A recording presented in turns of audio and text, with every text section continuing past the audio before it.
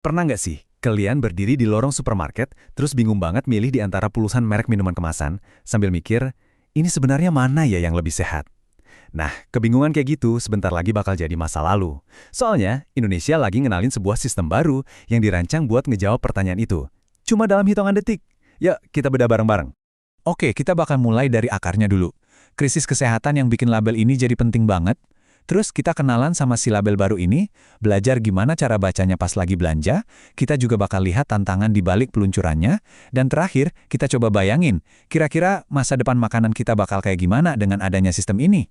Yap, untuk ngerti solusinya, kita emang harus paham dulu sebesar apa masalah yang kita hadapi.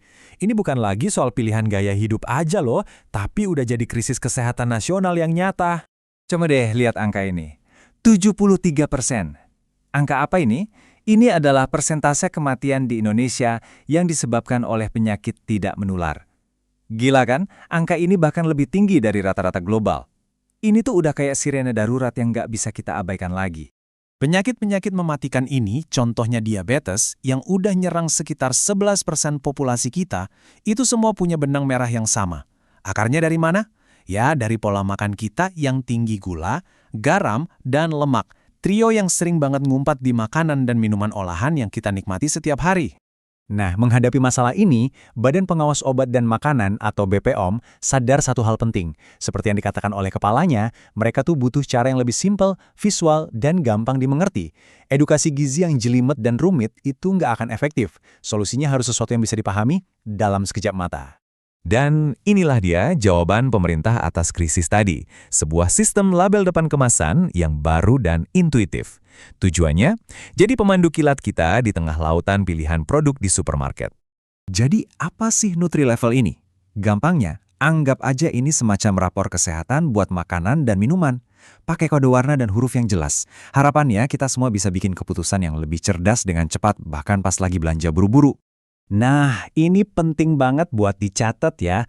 NutriLevel ini bukan larangan. BPOM nggak melarang produk apapun. Tujuannya adalah pemberdayaan. Kita sebagai konsumen dikasih informasi yang transparan, jadi kendali penuh buat milih ada di tangan kita sendiri. Oke, sekarang kita masuk ke bagian praktisnya. Gimana sih cara kerja sistem ini? Gimana kita nerjemahin huruf dan warna ini jadi pilihan yang lebih sehat buat kita? Cara bacanya sengaja dibuat super intuitif, persis kayak lampu lalu lintas. Hijau untuk kategori A dan B, itu artinya silahkan jalan, aman buat dikonsumsi. Kuning untuk C, artinya hati-hati. Dan merah buat D, itu sinyal buat kita berhenti sejenak, pikirin lagi mungkin ada pilihan lain. Simple banget kan? Eits, tapi jangan salah. Walaupun kelihatannya simple, di balik warna dan huruf ini ada data dan sains yang jelas. Tabel ini nunjukin batas spesifik untuk gula, garam, dan lemak per 100 gram atau 100 ml. Jadi, setiap level itu ada dasar pengukurannya yang ketat. Kita mulai dari juaranya, level A, si hijau tua. Ini buat produk-produk dengan kandungan gula, garam, dan lemak atau GGL yang rendah banget. Contohnya, ya kayak air mineral. Kunci utamanya di sini.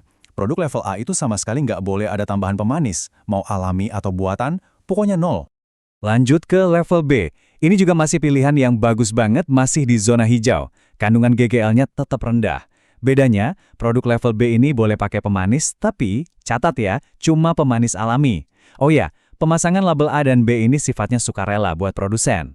Nah, sekarang kita masuk ke zona kuning. Zona hati-hati. Level C ini nunjukin kandungan GGL yang sedang. Disinilah peraturannya berubah. Kalau tadi label A dan B itu sukarela, untuk produk yang masuk kategori C, produsen wajib mencantumkan labelnya.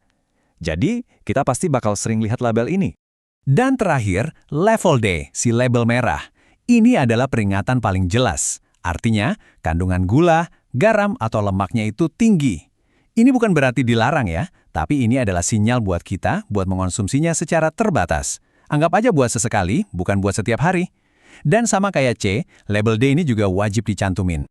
Oke, idenya bagus, tapi menerapkan kebijakan segede ini di negara dengan 1,7 juta pengusaha makanan itu jelas bukan perkara gampang. Ada banyak banget tantangan yang harus dilewati. Makanya, implementasinya nggak langsung serentak, tapi bertahap. Dimulai nanti April 2026, fase pertamanya fokus ke minuman siap minum. Kenapa? Karena minuman manis itu salah satu kontributor gula terbesar. Industri juga dikasih waktu transisi 1-2 tahun buat adaptasi. Sebelum akhirnya kebijakan ini jadi wajib buat semua, termasuk UMKM.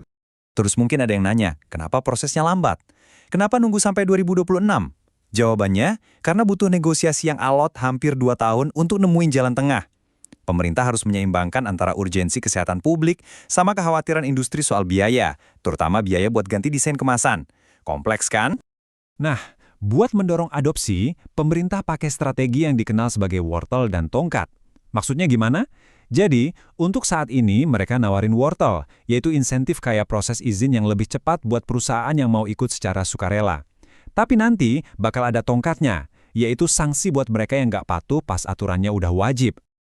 Oke, sekarang coba kita mundur sedikit dan lihat gambaran besarnya.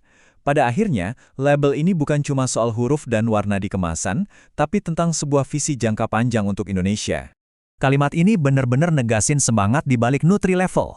Tujuannya bukan cuma bikin aturan yang kaku, tapi untuk memulai sebuah gerakan kolektif yang melibatkan pemerintah, industri, dan tentunya kita semua sebagai konsumen, untuk sama-sama bikin pilihan yang lebih sehat.